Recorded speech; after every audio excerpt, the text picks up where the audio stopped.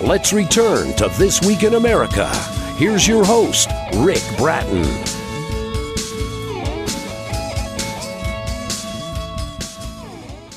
Welcome back, everybody, coast to coast, This Week in America.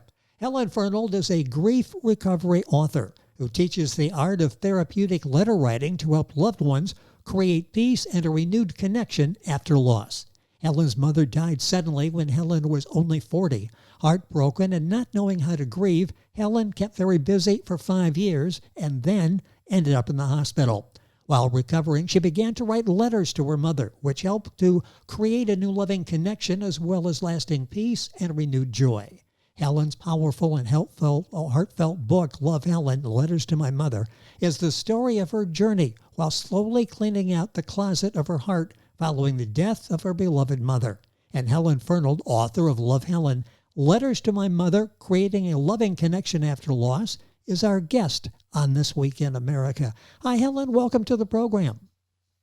Thank you so much. I am so grateful for this opportunity. I am very passionate about the message of my book, and I am very grateful for this opportunity to share it. So thank you so much. You're welcome. It is our pleasure. This book is touching so many lives and dealing with something that we all have to cope with or try to cope with. And you really help us through it because you tried unsuccessfully at first and then found letter writing. Let's talk about that. When you chose the format of the book, you chose letters as the main topic area. Talk about that and why printing the letters was so important to you. Yes. I'm going to go back a little bit because I think my story is a little different from most authors' stories in that, to be truthful with you, I never, ever planned to write a book. So I come from a family of educators and linguists. I knew I would be a teacher at the age of 4. I started Spanish at the age of 12. I knew I would be a Spanish teacher, and it was just a straight shoot. Went through college, through graduate school. Got a job teaching Spanish at UNH, and then I got married, moved up to Wolfboro, New Hampshire, and got a job at the local high school. And then when our first daughter was born, I stepped back from public teaching and just did some tutoring, and our lives were going along so nicely. And my husband and I actually met in Spain on our graduate program, and we just fell in love with Spain. We loved talking Spanish. We loved all of our friends in Spain. So every year we would go back to Spain. And even after when our daughter was 6 months, we just packed her up and went off to Spain again. And we just, every trip might have a few little glitches, but in general, everything was great until the year 1992. And that was one of those years that I think most people face sometime. It could be a week, a day, or a whole year. In my case, it was a whole year. I turned to 40 in April. I really wanted to have another child. I got pregnant in May. I was thrilled. I lost the baby in June. But because we already had tickets to go to Spain in July, my doctor said, "Oh, you'll be fine. But, if you have any trouble, just go to a hospital." And I smugly thought to myself, I've lived in Spain for 2 years. I've been here myriad times. I have always been in perfect health. Well, that was a trip where absolutely everything went wrong. Within the first week, we were in the emergency room 3 times. Wow. And everything went wrong. But I did exactly what I'd always seen my mother do, which was to just smile through everything, pretend everything was okay, and just move forward. And then on July 14th, 1992, someone came knocking at our door. And when I opened the door of our little villa where we were staying, it was somebody bringing a telegram. And you just know getting a telegram. That's not good. In Europe is not a good thing. And it was from my brother, and I had to call him. And of course, in 92, this is way before a cell phone. So I had to run frantically and find an area where I could make an international phone call. And I literally fell on the floor. The person manning the booth had to come over and pick me up because my brother told me that our mother had died from a massive heart attack at 3 o'clock that morning. And I was in complete shock. I actually realized that all the way back, and it was, 2:30 in the afternoon in Spain when everything is quiet and tranquil. And I was so shocked that I literally screamed at the top of my voice, no, no, no, for 10 minutes until I got back to my villa. But then just before I got there, I thought, I can't go in like this. I have to do what my mother has always done, which is just stuff everything inside Yes. and just move forward, because I had no choice. I couldn't freak out my daughter who was already sick. I had to begin to make plans to get back to the United States, cancel all of our plans with our friends in Spain, get back all the way to Cleveland, get the funeral. It was just myriad things. So I just shut everything down, walked in, calmly gave them the news, and then just began to make the next steps. And of course, we got to Cleveland. Thank goodness my mother's best friend, Trudy, was already helping my brother and helped us with the funeral arrangements and one thing and another. But I think I was still in such a state of complete shock. And then when we got to Cleveland, we had a beautiful service for her. And when my brother and I and my husband and daughter walked out of that, out of the church before the service downstairs, suddenly it hit me. I thought, oh my goodness, my mother is not here to be the first in line. I have to be the first in line. How am I ever going to greet all of those people? Because there was always that voice in the back of my head, just like the voice I think so many people hear. Don't start crying because you will never stop crying. Yes. So I had no idea how I was going to even handle that. And this was sort of the start of this kind of miraculous journey I've been on since that time. Because the first woman who walked into the room, who walked up to the line, was a neighbor of my mother's that I didn't even know very well. But she threw up her hands and with the biggest smile on her face said, "Hallelujah, honey, your mother would have loved this day." And I thought, wow. Oh, yeah. What a reaction. Yes. Yes, it just completely changed everything. And so, everything went smoothly. I actually got pregnant again and then lost that baby in November. So it was a really hard year. And my mother was always the one that I would turn to. "Mom, things are going horribly." "It's okay, honey. Things will be okay." She wasn't there to tell me that anymore. That had to So, be. So that had to be a shock when you realized that the person you would confide in, that you would talk to, that would give you guidance, wasn't there anymore. No, nothing whatsoever. It was really so hard. The next year, the good news is that the next year I actually got pregnant. Our son now is 30 and a lawyer in New Hampshire. Fantastic. So I'm very grateful for that part. Yes. But then, of course, that gave me the perfect excuse to do what most people do when they're not dealing with their grief, which is just race. So now I had a daughter who had a lot of activities. I did a lot of volunteering. I was teaching exercise. I had this new baby. I just raced for 5 years. And then truly, as so often happens, I just completely fell apart and was in the hospital with a fractured back and pneumonia, which is a terrible combination. Wow. Yes. So, but then when I was recovering, I remember the family went to a bookstore and I literally was just standing there in the self-help section. And this book of angels fell to my feet. And that's when I really started to listen to my intuition and to my guidance. And so after I bought that book and read that book, then I, for 5 years, found people, just Googling people on the internet, and I found 5 intuitives. Every year I would pay for one intuitive, and I was always asked one question, and the question was always the same thing. What should I do now with my life? And the answer was always the same thing. It was, write a book. And I was horrified. The only thing I thought what I could write was a book about Spanish grammar, and there were plenty of those. And I thought, I'm not qualified to write anything else. And then finally, the 5th person, when I said, "Does this have to be a Spanish book?" She said, No. She said, "This is a book about your mother, and it's going to help many, many people." So now I had a little tiny clue. Yes. And then my daughter and I were very close. But at that point, my daughter decided to move out to California. I live in New Hampshire. She moved out to California to study Waldorf education. So now I had this space. I thought, okay, well, I'm supposed to write a book. I have no clue what it's supposed to be about. The day that she got to California, she got an email and she sent it to me. She said, "Mom, I don't even know who this person is, but it's about writing a book. I think it's for you. So I had to Google the person. His name is Gay Hendricks. I'm sure you're familiar with him because he's written over 30 books. And he was going to dedicate the rest of his life to helping people write books. He did it one time, and I was in that course, and it was amazing. But I still had no clue. And I remember one morning, the first homework was, of course, what are you going to write your book on?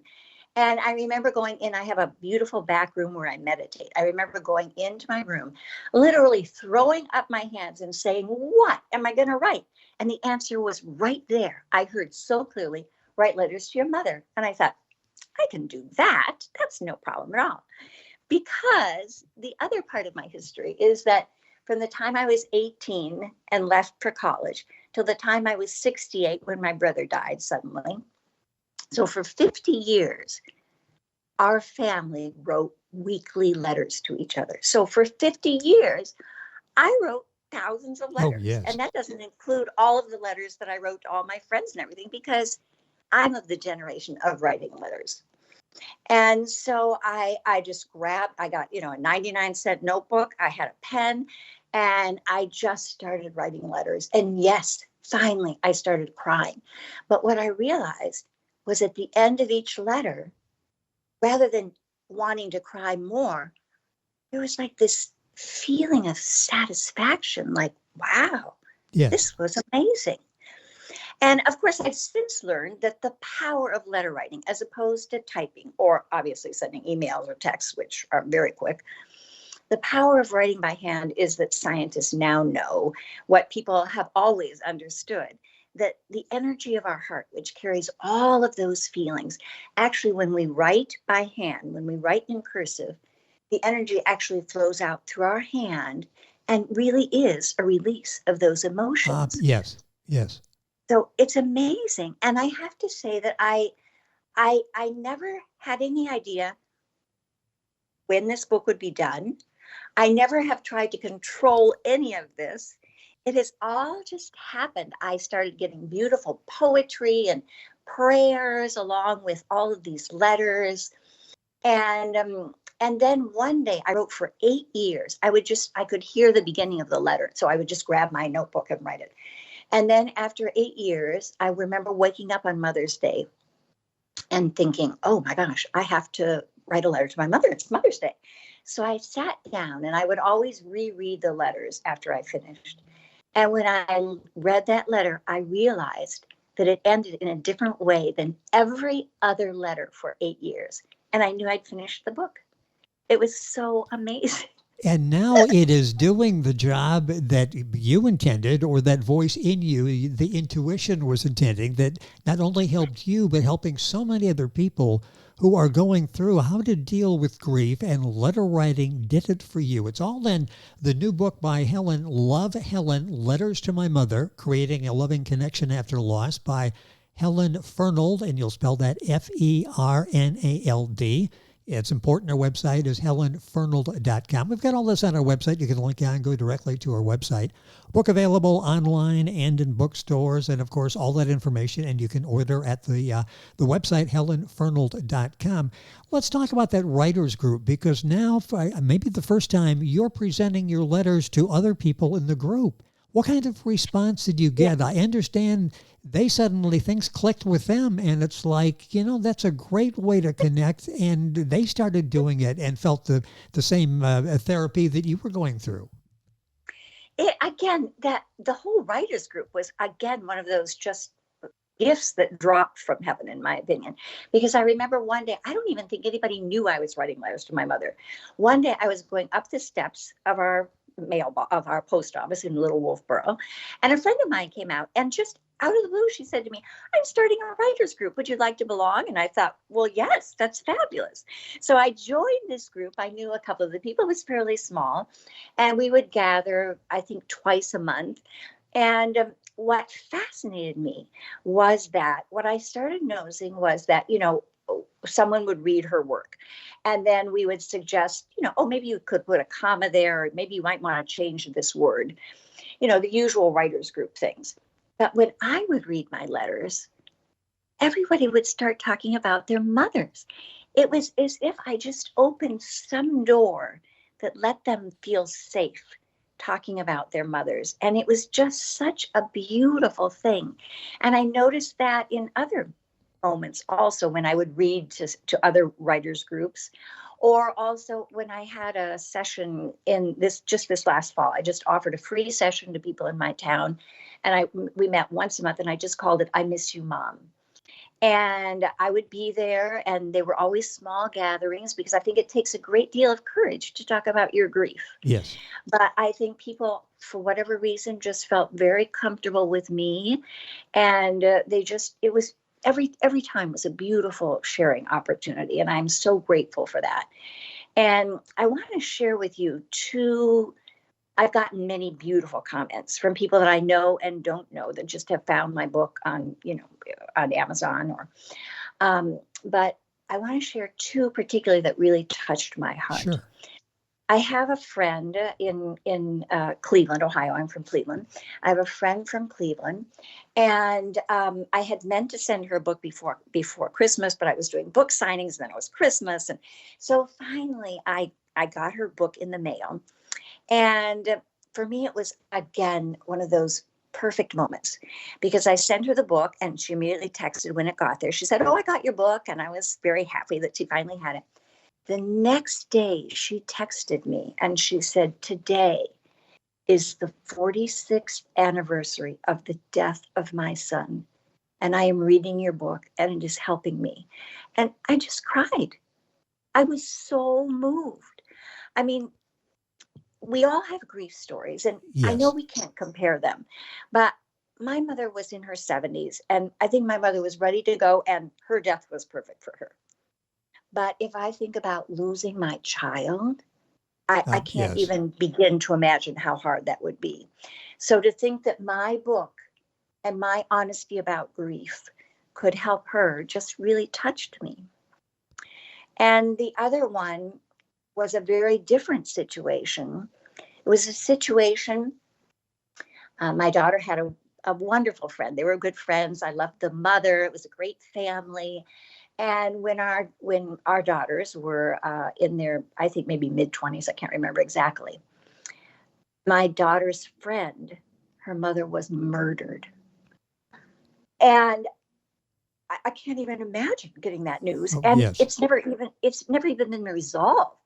So she's lived all these years. Our daughters are now 40 years old. And she's lived all these years, never knowing the end of that.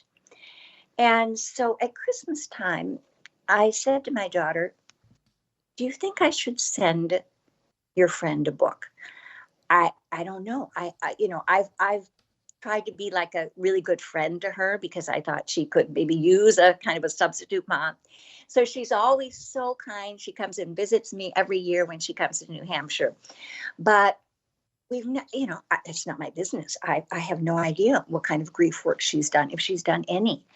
So we both decided maybe it was not appropriate. And then I got a Christmas card from this young woman. And she said to me, "Helen, I found your book. I'm reading it." She already had a favorite poem that she'd found.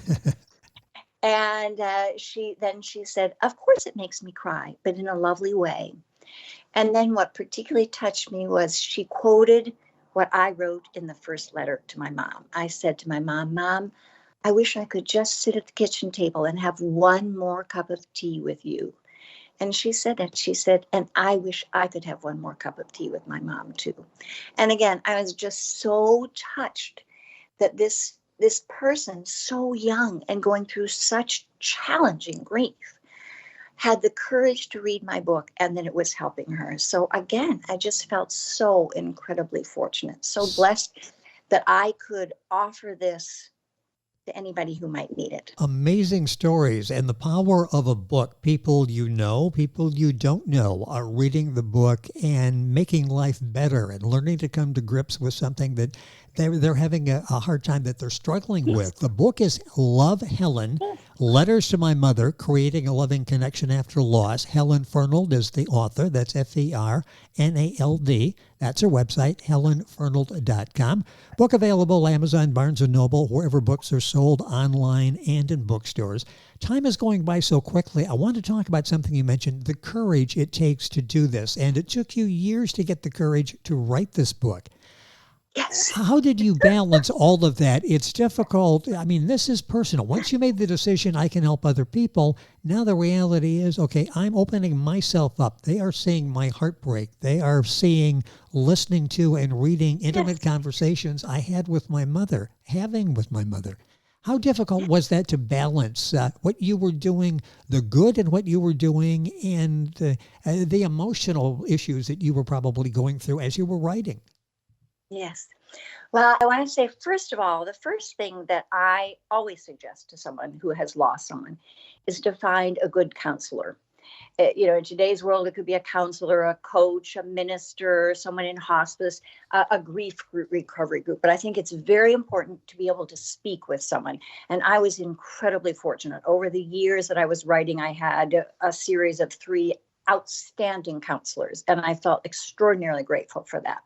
So I always suggest that.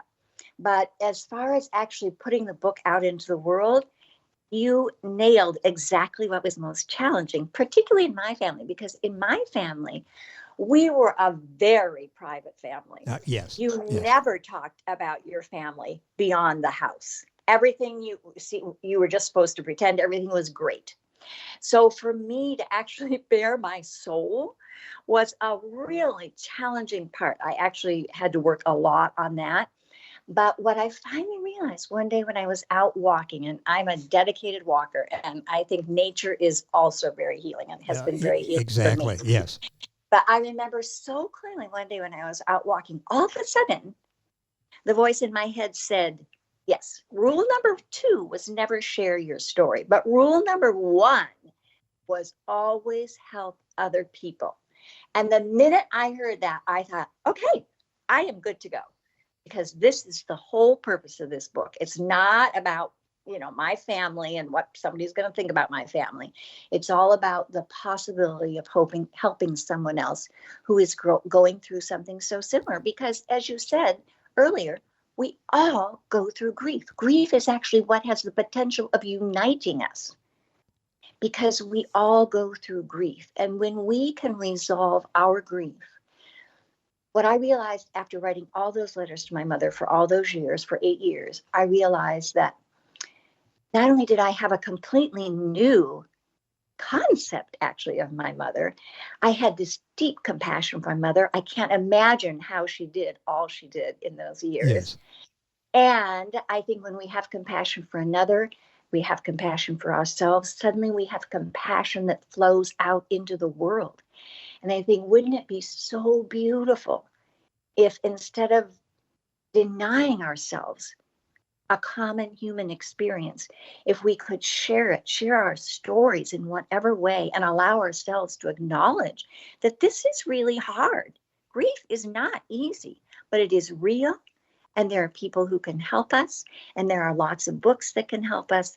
And classes and all sorts of things. So that, for me, is the gift of having, of being able to put out this book. The book is Love Helen, Letters to My Mother, Creating a Loving Connection After Loss. Again, a couple minutes left, but something that I think is so important. People are probably listening and going, well, what would you say in a letter? And I think you made the analogy. It's like I pick up the phone and I'm talking to my mom. That sort of breaks it down to a personal level, doesn't it? That it's not something that you have to think about and go back and structure or whatever. It's just fire away like you had a phone in your hand.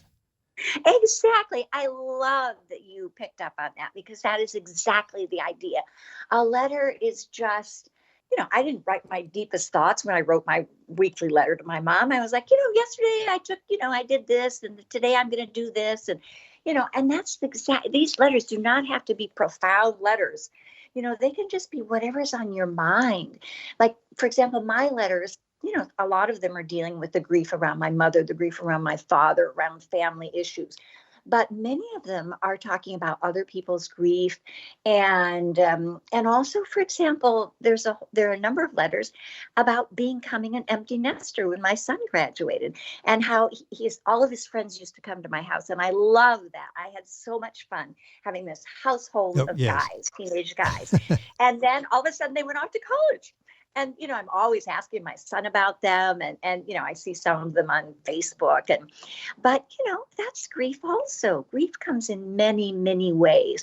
It doesn't have to be a horrible sudden loss. It could be the loss of your pet. It could be loss of a relationship. And I think that particularly because in the pandemic people suffered from so many losses of so many kinds and never really had the opportunity to deal with them. We all know that anger is a part of grief. And I'm not saying that today's anger is all from grief, but I do feel like when we deal with our anger, we become very compassionate again. And so, again, that's a hope from my book and of guiding people to this very old technique.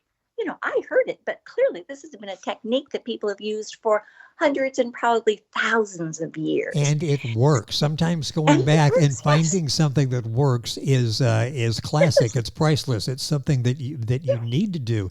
You said, I'm not sure if we ever truly stop grieving. And that really resonated with me because you personally go through it. You see people going through it.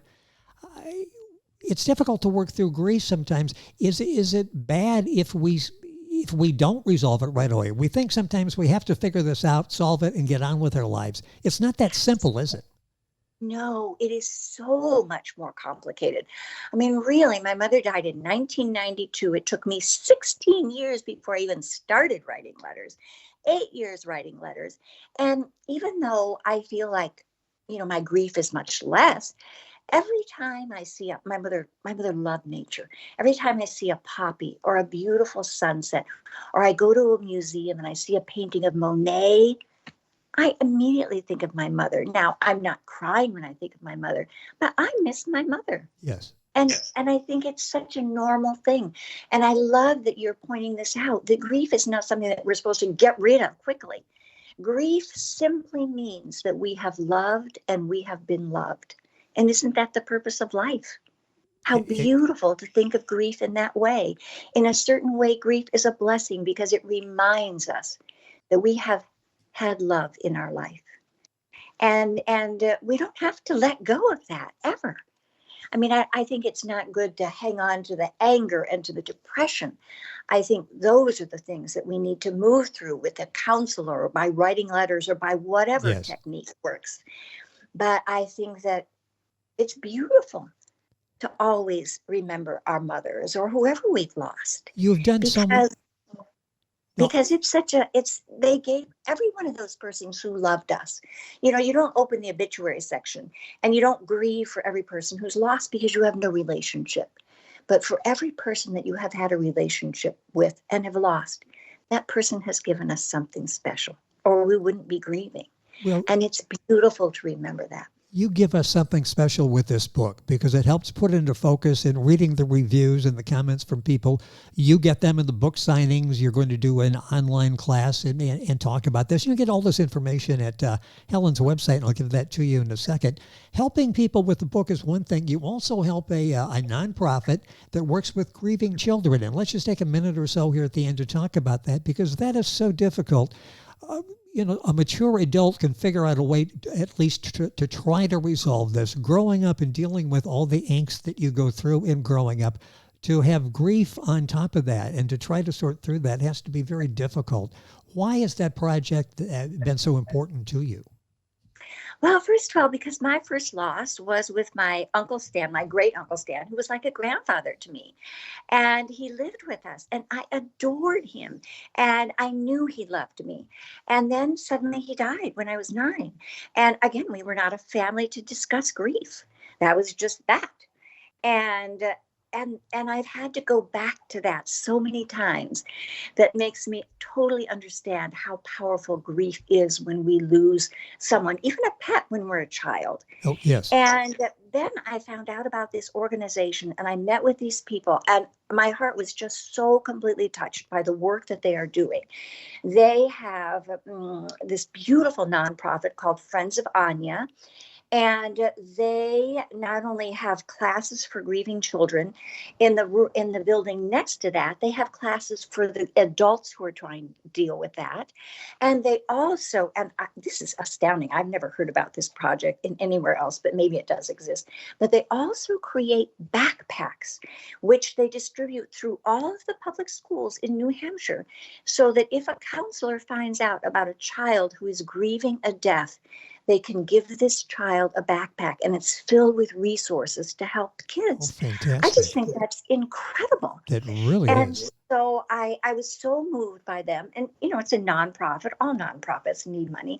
So I have pledged that part of my proceeds from all of the sales of my book will go to support this nonprofit, because it is so beautiful. The people that run it are so kind, and everything that they do is wonderful. Continuing to help people. The book is so well done and touching so many lives, and you'll find it wherever books are sold, quite literally. Love Helen, Letters to My Mother, Creating a Loving Connection After Loss. Helen Fernald. Now that's Fernald. Her website, which has all this information, so much information there, as well as an area where you can order the book as well, helenfernald.com. The book available at Amazon, all the usual places. I'd like to thank Mainspring Books for arranging our conversation with Helen today. Mainspring Books, making your stories come to life. Their website, mainspringbooks.com, and I thank them for making this possible. The time has gone by way too quickly. Hopefully we can do this again. Helen, thank you so much for being with us. Excellent job with the book. It really is heartfelt. I can feel your passion as we're talking on the program today. You're helping people. Thank you so much for being with us on the program. And our website is thisweekinamerica.us. All the information there. We're back on today's program right after these messages. This Week in America is online. You can visit our website, thisweekinamerica.us. Scott Pinkerton, associate producer of This Week in America. Jay Anderson, segment producer. Ben Watson, webmaster. Otto Bechet, director of engineering and TV production. This Week in America produced and is a trademark of Blue Funk Broadcasting, LLC. For information on all of our guests and to listen to this week's show, our website again at thisweekinamerica.us. And I'm Sean Bratton, executive producer of This Week in America.